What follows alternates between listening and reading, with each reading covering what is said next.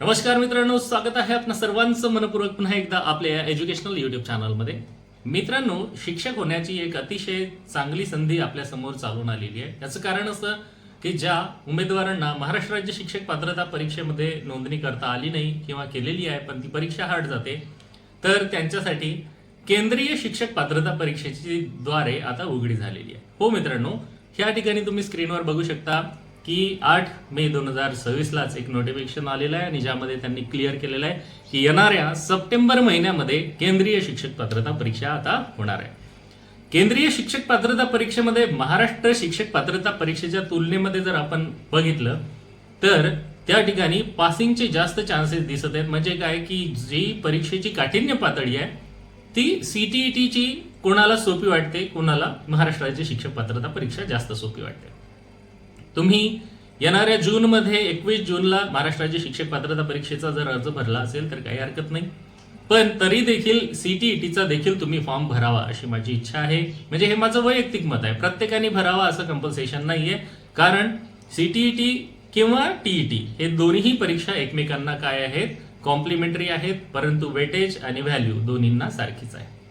तुम्ही टीईटी जरी पात्र असाल तरी चालते किंवा सीटीईटी जरी पात्र असाल तरी देखील चालते. पण टीईटी मुळे तुम्हाला शिक्षक होण्याची जी संधी आहे, ज्यांना भविष्यामध्ये शिक्षक व्हायचं आहे, कार्यरत शिक्षकांना कोणतीही चालेल, तसेच भविष्यामध्ये ज्यांना शिक्षक व्हायचंय त्यांना देखील एक ऑपॉर्च्युनिटी अशी आहे की केंद्रीय शिक्षक पात्रतेमुळे तुम्हाला राज्यभरच नव्हे तर देशभरामध्ये देखील जिथे शिक्षकांच्या वॅकन्सीज निघतात, जसं की केव्हीएस आहे, केंद्रीय विद्यालय संघटन, नवोदय विद्यालय संघटन समिती, तर यांच्या देखील जागा तुम्हाला तिथे पाहायला मिळू शकतात. बरं, हे झालं इतर इम्पॉर्टंट इन्फॉर्मेशन. पण आता आज आपण आपल्या व्हिडिओमध्ये सीटीईटी बद्दल संपूर्ण माहिती जाणून घेणार आहोत. जर तुम्ही सीटीईटीची जर ही नोटीस बघितली नसेल किंवा तुम्हाला याबद्दल माहित नसेल तर यामध्ये सगळी माहिती आपण घेणार आहे. मित्रांनो बघा, आता पब्लिक नोटीस आलेली आहे. याच्यामध्ये काय सांगितलेलं आहे की 6 सप्टेंबर 2026 रोजी पेपर 1 आणि पेपर 2 ऑनलाईन पद्धतीने घेतले जाणार आहेत. आणि ही परीक्षा याची जी प्रक्रिया आहे ना 11/5/2026 पासून चालू होईल आणि शेवटची तारीख काय असणार आहे ही मी तुम्हाला पुढे सांगणार आहे. तर याची शेवटची जी तारीख आहे ना ती 10 जून 2026 राहणार आहे. म्हणजे तुम्ही जर या भ्रमामध्ये असाल की आपण आधी टीईटी देऊ, नाही जमलं तर मग सीटीईटी देऊ, तर नंतर देता येणार नाही. द्यायची नंतर इच्छा असेल तर आता तुम्हाला फॉर्म भरावा लागेल. जरी शेवटची दिनांक ही 10 जून असेल पण तरी देखील तुम्हाला अगोदरच ह्या प्रोसिडिंग पूर्ण करायच्या आहे. इथे बघा ना, last date of submission of your debit card, म्हणजे जे काही ऑनलाईन चलन आहे तुम्हाला नेट बँकिंग किंवा डेबिट कार्डच्या माध्यमातून भरायचं असेल तर त्याची देखील शेवटची तारीख 10 जूनच आहे. आणि पुढची जी प्रक्रिया एक्झाम कधी असणार आहे तर रविवारी असणार आहे परीक्षा. ही 6/9/2026 म्हणजे 6 सप्टेंबर 2026 ला ही परीक्षा होणार आहे. याच्या संदर्भात जर डिटेल माहिती पाहिजे असेल तर आपल्या चॅनलच्या या ठिकाणी जा तुम्ही टेलिग्राममध्ये, आणि तिथे तुम्हाला डिस्क्रिप्शनमध्ये लिंक दिलेली आहे. त्यामध्ये त्याचं डिटेल असं इन्फॉर्मेशन बुलेटिन या ठिकाणी मी टाकलेलं आहे. इन्फॉर्मेशन बुलेटिन सीटीईटी सप्टेंबर 2026 याच्या बाबतीत लास्ट डेट किती आहे, 10 जून आहे, रात्री 12 वाजेच्या अगोदर. आणि एक्झाम कधी असेल तर 6 सप्टेंबर 2026 रविवार असणार आहे. आणि सप्टेंबर महिन्यात होऊ घातलेल्या परीक्षेला तुम्हाला पास होण्यासाठी काय काय क्रायटेरिया आहे, किती फीज लागणार आहे, हे सगळं तुम्हाला या व्हिडिओमध्ये मी पुढे सांगणार आहे. त्यामुळे व्हिडिओला शेवटपर्यंत नक्की बघा. आणि एक विनंती आहे, जर चॅनलवर नवीन असाल तर आताच आपल्या या चॅनलला सबस्क्राईब करू शकता. मित्रांनो आता बघा, डेट माहिती आहे तुम्हाला. पेपर 2 सकाळी होणार आहे आणि पेपर 1 हा दुपारी होणार आहे. सकाळचा पेपरचा टाइम 9:30 ते 12 आहे, पण रिपोर्टिंग टाइम 7:30 आहे. दुपारचा जो पेपर आहे तिथे इव्हिनिंग शिफ्ट म्हटलं गेलेलं आहे. 2:30 वाजता पेपर चालू होते, परंतु तुम्हाला तिथे लवकरच बोलवलं जाते. जवळपास 1 वाजताच्या दरम्यान तुम्हाला तिथे उपस्थित राहावं लागते. बघा, ह्या काही सूचना आहेत तुमच्या समोर स्क्रीनवर तुम्हाला दिसत आहेत. मित्रांनो ह्या सूचना आहेत, याच्यामध्ये तुम्हाला कसा अर्ज भरायचा आणि हो फीज किती आहे. जनरल किंवा ओबीसी या 2 कॅटेगरीमध्ये जर असाल तर एका पेपरसाठी 1000 रुपये. मग पहिला पेपर द्यायचा तरी 1000 रुपये, दुसरा पेपर द्यायचा असेल फक्त तरी 1000 रुपये, किंवा दोन्ही पेपर दिले तर फक्त 1200 रुपये. 2 पेपर द्यायला परवडते. जशी आपली रिक्वायरमेंट आहे त्याच्यानुसार. मग आता SC ST आणि अदर ज्या काही कॅटेगरी आहेत differential abled person, SC ST यांच्यासाठी एका पेपरसाठी 1000, दुसरा पेपर असो की पहिला पेपर असो 1000 नाही सॉरी 500 रुपये. SC ST साठी 500 रुपये आहे आणि दोन्ही पेपर जर द्यायचे असतील तर 600 रुपयात 2 पेपर अशी त्यांची फीस आहे. बरं, मग आता पुढं काय की याचा सिलेबस काय, सगळ्यात महत्त्वाचं पहा याच्यामध्ये कोणते घटक विचारले जातात बुलेटिनमध्ये. ते 24 चॅप्टर दिलेले आहेत, त्याच्यामध्ये एक एक चॅप्टर उघडून तुम्ही पाहू शकता. आता इथे पेपरची टायमिंग दिलेली आहे 2.5 तास ही टायमिंग आहे. कॅन्डिडेट इलिजिबिलिटी दिलेली आहे, कोण कोण इलिजिबल असणार आहे. आणि या ठिकाणी पहा, हा जो सिलेबस मी म्हणत होतो तो सिलेबस तुमच्या समोर आलेला आहे बघा. पहिला आहे 30 मार्कसाठी CDP आहे म्हणजे चाइल्ड डेव्हलपमेंट पेडागॉजी. दुसरा 30 मार्कसाठी मॅथमॅटिक्स आहे, कंपल्सरी आहे. पेपर 1चा सिलेबस आहे. एन्व्हायरमेंटल स्टडी कंपल्सरी आहे, 30 गुणांसाठी येणार आहे. लँग्वेज 1 मग कोणतीही घेऊ शकता, हिंदी घेऊ शकता, इंग्रजी घेऊ शकता, मराठी घेऊ शकता किंवा इतरही भाषा आहेत त्या भाषेमध्ये तुम्ही सिलेक्शन करू शकता. लँग्वेज 2 ती देखील कंपल्सरी आहे, 30 गुण. असे टोटल आहेत 150 गुण आणि त्याचे जे काही प्रश्न असणार आहेत ते देखील 150च असणार आहे. दिसतंय तुम्हाला या ठिकाणी हायलाइटेड.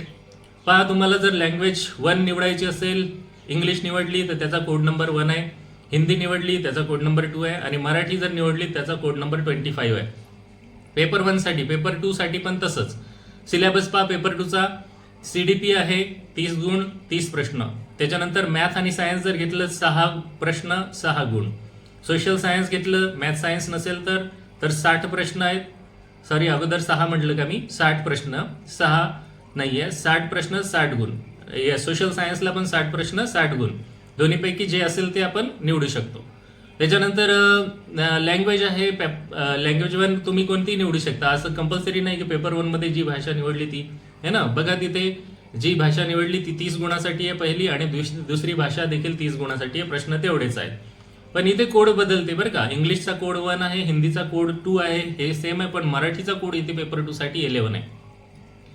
हे तुम्हाला पेपरच्या वेळेस आणि फॉर्म भरताना लक्षात ठेवावं लागेल. आता पुढे काय की CTET सर्टिफिकेटची व्हॅलिडिटी काय आहे बघा, इथे दिलेलं आहे की एकदा का तुम्ही CTET पास झाले तर that will be for life time for all candidate.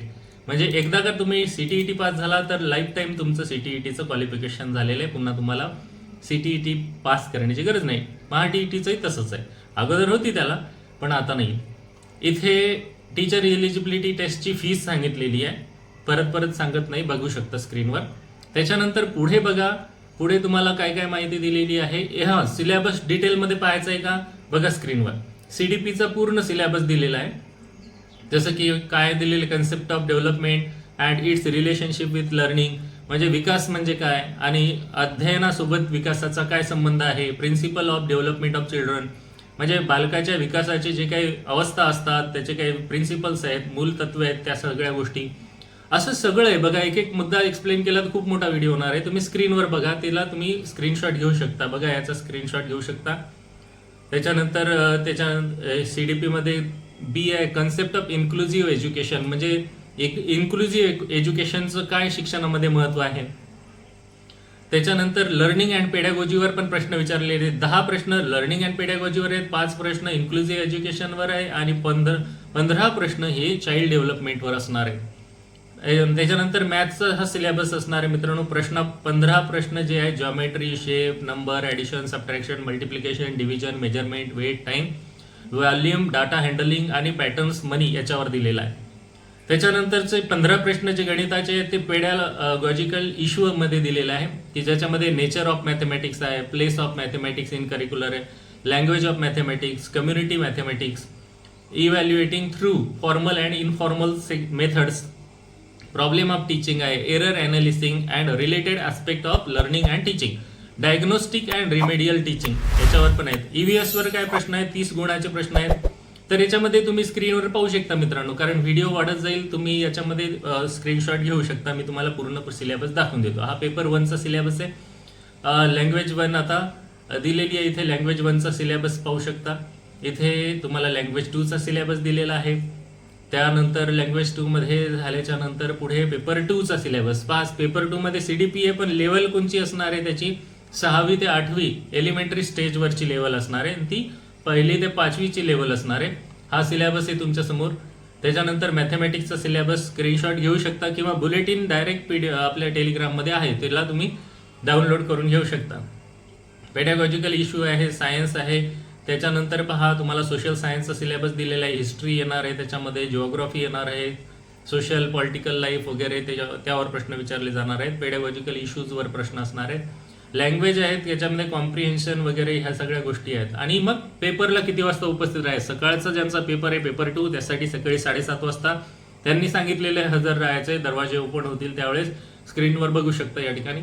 आणि त्याच्यानंतर पेपर झाल्यानंतर तुम्हाला बाहेर निघता येईल अशा प्रकारे काही सूचना त्यामध्ये दिलेल्या आहेत. मित्रांनो, महत्त्वाचा व्हिडिओ आहे त्याच्यामुळे जर तुम्हाला ही माहिती उपयुक्त वाटली असेल तर मित्रांनो प्लीज लाईक करा, जास्तीत जास्त मित्रांना शेअर करा आणि सबस्क्राईब देखील करा, जेणेकरून तुम्हाला अशीच महत्त्वपूर्ण अपडेट्स आणि शिक्षक भरती पवित्र पोर्टल, तसेच शिक्षक पात्रता परीक्षा, महाराष्ट्राची शिक्षक पात्रता परीक्षा, केंद्रीय शिक्षक पात्रता परीक्षा या सगळ्यांच्या इम्पॉर्टंट अपडेट्स तुम्हाला मिळत जातील.